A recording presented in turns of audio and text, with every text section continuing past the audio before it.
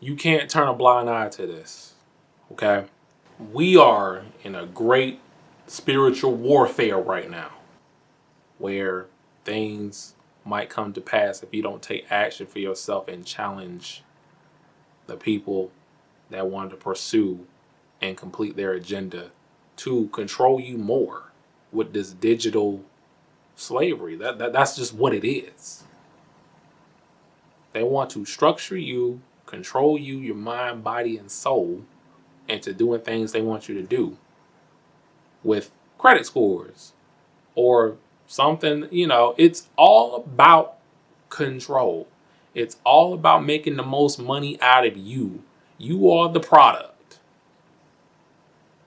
And ladies and gentlemen, you have to understand that this is not the way to live. You have to live your own way. You can't live in their way, the elite's way. Because that's what they want. They want to control every aspect of your life. And I feel that the people of America or the people of the world are not taking this seriously enough. You have to fight back. Because they're making laws and trying to pass laws, taking away our amendments, our freedom, all of that. You have to think about your livelihood. You have to think about the future generation and how they're going to live. Or they're going to live, comfortable, or they're going to suffer in this society, in this digital, automated AI environment where they have no say, no justice. All this agenda is, they're going to make it look pretty. They're going to make you think that it's A-okay. They're going to get these sellout celebrities to tell you, oh, it's fine, everything is fine, you'll be all right. No. If they telling you that you're going to love it, you're not going to love it. You have to understand something. I don't care what ethnicity you are, what religion you have. This is for everybody. This is for everybody to take into consideration and also do their own due diligence and do research on what I'm about to show you in today's video. You have to take action. You have to challenge it. And you have to question everything that's going on in this world. Because it's all unruly and it's part of the deception. It's very deceptive. But yeah, guys, do your due diligence and do your own research. Don't take my word for this and don't take their word for this. All the clips that I'm going to show you, I bet you there is not one content creator is going to show you what I'm going to show you right now. So, without further ado, we're going to get right into this. Thank y'all for tuning in. Like, comment, subscribe if you're new. I do a variety of videos here, and I'll see y'all in the next one. Peace. Bet you didn't see this. Next time you yourself question, or next time like a Zionist challenges you on whether or not Israel would do something to the United States, would perpetrate a false flag, or do anything to harm the United States because they're our greatest ally. Next time that happens, just show them this video. An Israeli request to stop the distribution of a book that contains some pretty damning information about the Israeli Secret Service, the Mossad, if it is true. Here's ABC's John Martin. The most sensational claim in the book involves this bloody day, the Beirut Marine Barracks bombing. The book says Israeli agents kept vital information from U.S. Marines that might have saved the lives of 241 Americans killed here. Israeli government sources deny this account, but according to the book, an Israeli informant saw a Mercedes truck being fitted with secret panels for explosives.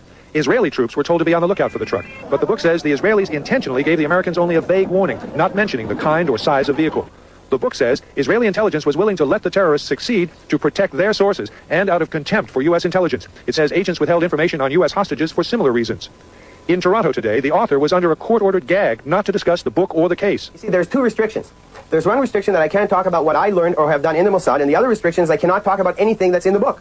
Israeli officials confirm that Viktor Ostrovsky worked for the Mossad in the 1980s. Alarmed by the contents of the book, they got it temporarily blocked in Canada and the United States. It's the position of the Israeli government that the information contained in the book could very well lead to the identification of employees of the Mossad and could jeopardize their lives. But the book's introduction says it does not name active agents and gives only initials. It does say that more than 24 senior Israeli agents routinely gather intelligence in the United States.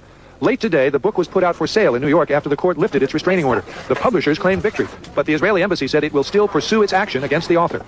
John Martin, ABC News, Washington.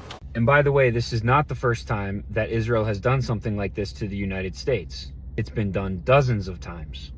And it's always been done as either blackmail or as a false flag attempt to rile up the United States and to garner support for more war in the Middle East and to continue their pursuit of the Greater Israel Project. And I believe that this is exactly why we are where we are and why everything is happening the way it is in the Middle East right now. I also think there's a strong possibility that if the shooting at the White House wasn't fake, it was another warning shot, because Bibi Netanyahu then posted this on X. It's almost like he's trying to remind Trump of who he is. It's almost like he's trying to remind Trump of where he stands and who's in charge. Why does it look like he's in front of Trump there in that photo?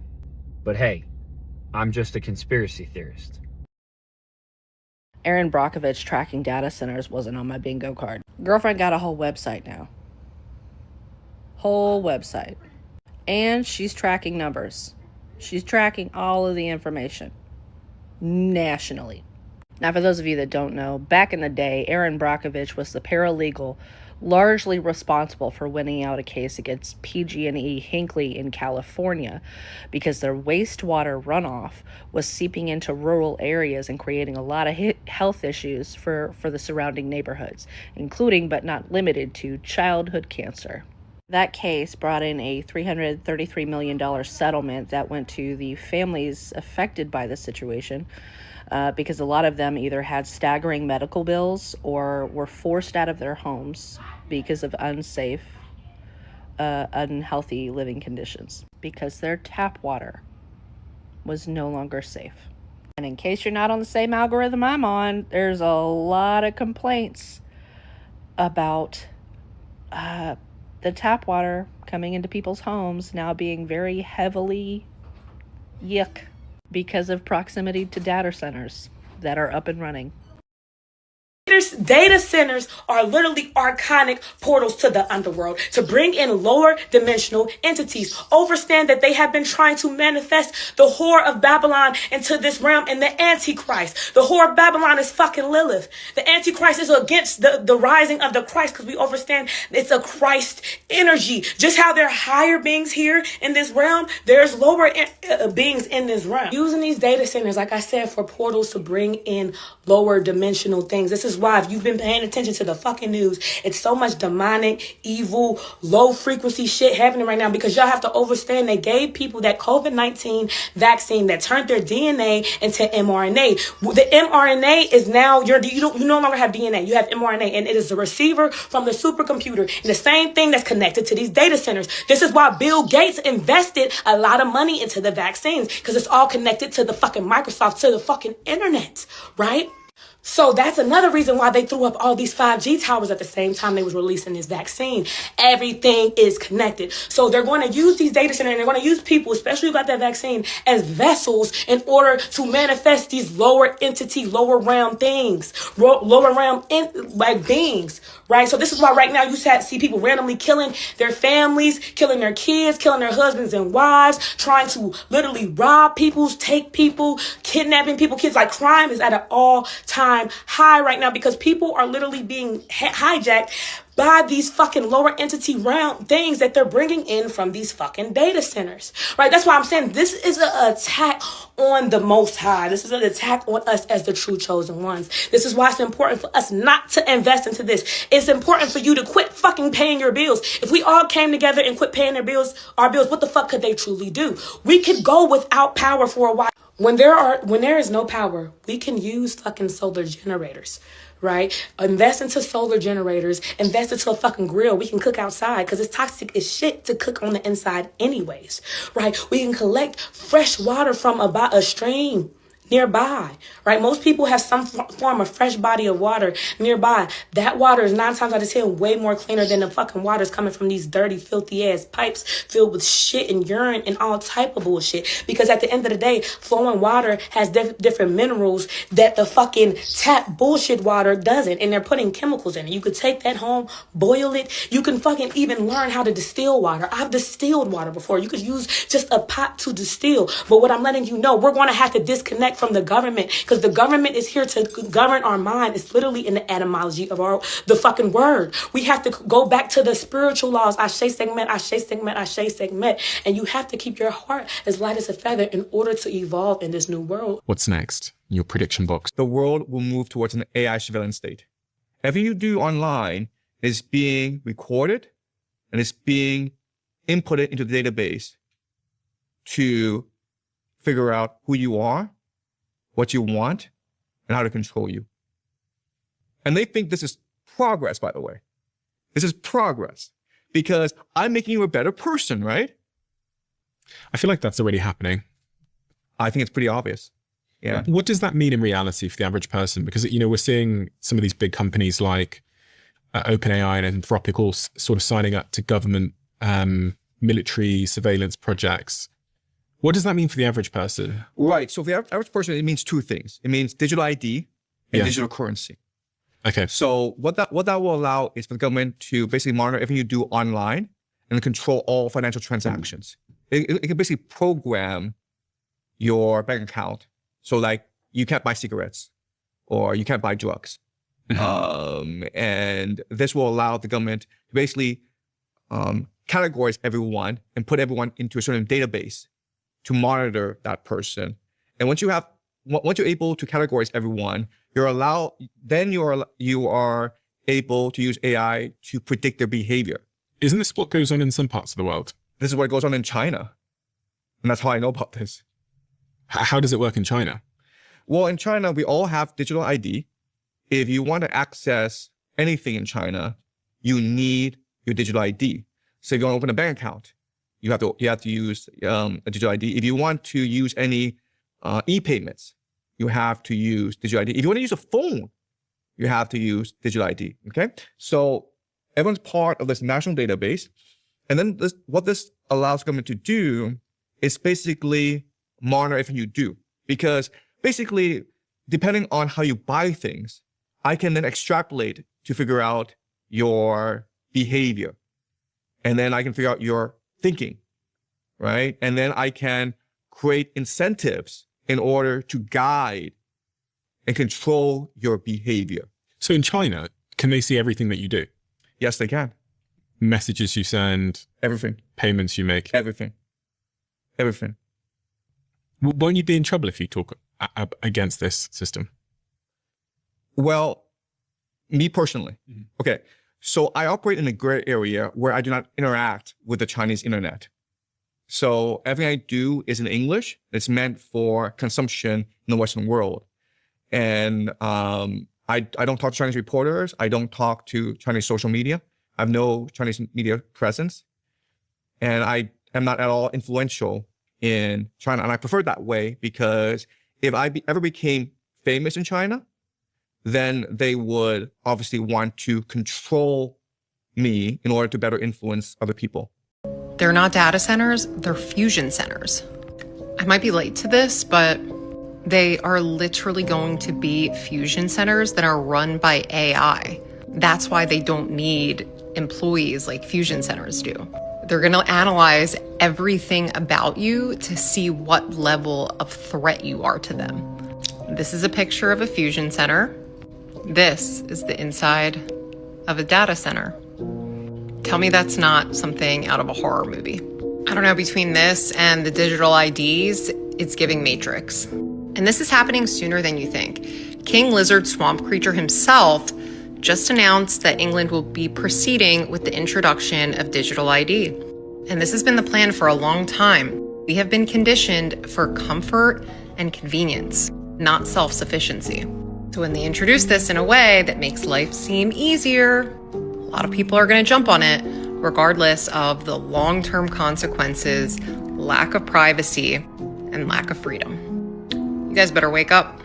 Been confirmed what everyone suspected about why their gas is no longer lasting in their vehicles. Congress quietly passed the E15 gas law this week, basically saying they've officially made it okay to put E15 in gas. What exactly is E15? It is a blend of ethanol they are now putting in gasoline to basically make gasoline last longer, except that when you're running a motor on gasoline, it just makes you burn through it quicker because ethanol is basically a filler, increasing the amount of ethanol being added to gas basically to dilute it, which also happens to be pretty corrosive, which is why things like boats and any small motor equipment can't run on gasoline if it has ethanol in it, so you have to hunt down an ethanol-free gas station. Good luck with that, because the reason a lot of people's cars are not working properly, like they stutter whenever you're stopped at a red light or sitting in traffic, is because of the amount of ethanol that is now in your gas. Why is ethanol added to gasoline to begin with? Well, it makes less emissions, so this is more planet-friendly.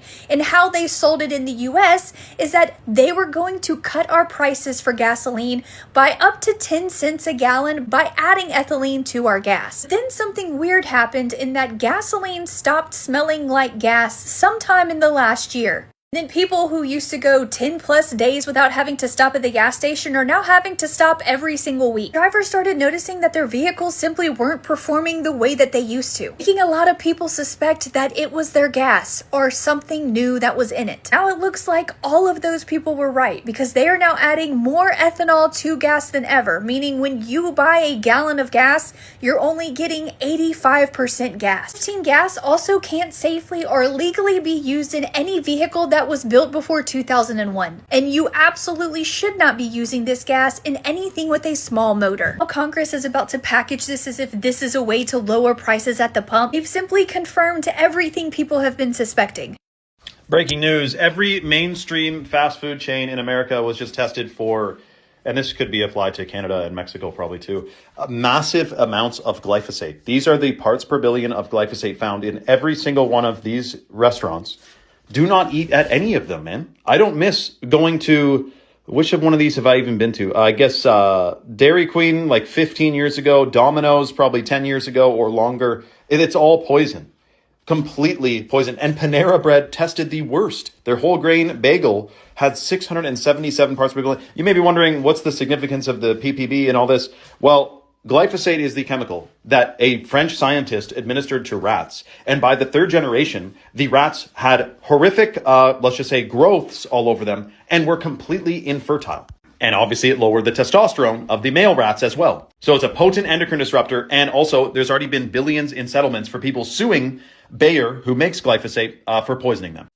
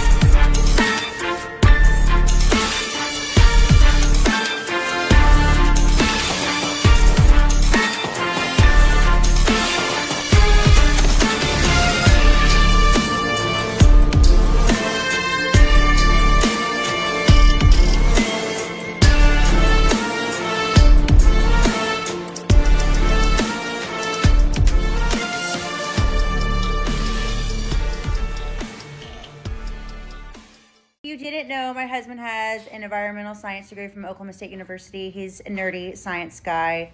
works with the environment. Anyway, he attended a conference this week for work in the environmental science and safety realm, and he's got some really good information that every person in the world needs to know, so listen. Did you know, if you ask AI, ChatGPT, whatever search engine it is, a simple yes or no question, it takes about 1.5 liters of water to process that data to get you your answer back. So if you ask them a complex question, it'll take much more water than that. Data centers that house AI use tremendously large amounts of water and discharge tremendously large amounts of water. And it's a big issue, especially when they're putting data centers in states like Arizona, New Mexico. There's no water to supply them. And they can affect the communities around them and have a big impact on the water table. That's a big concern. Most people think about the power they use and the power grid, but water consumption for cooling those is a huge concern.